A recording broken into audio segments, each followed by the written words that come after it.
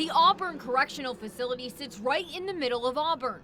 And while some have criticized the location of this massive complex, others agree the prison and the community need each other to survive and thrive. The history of the prison and the city are intertwined. They grew up together. Auburn Prison has had many firsts. So much so, the facility has set the bar pretty high, paving the way for other prisons across the country to follow in their footsteps.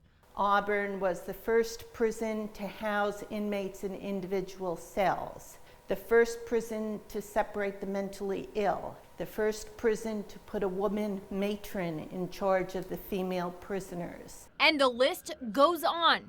It was also the first prison to use the electric chair. There were 54 men and 1 woman put to death here in Auburn using the electric chair. So it's had numerous firsts as far as the system goes. But all the prison progress stopped in 1929 when 2 major riots broke out, one in July and one in December. Just about everything in the prison except the administration building was burnt down. While this was a devastating loss to the prison, this meant there would be a need to rebuild, which in turn was an economic boost to those living and working in Auburn.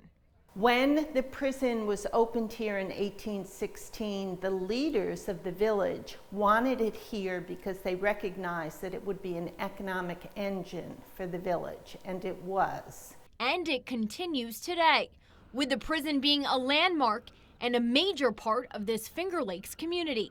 For Now reporting in Auburn, I'm Sarah Beth Ackerman.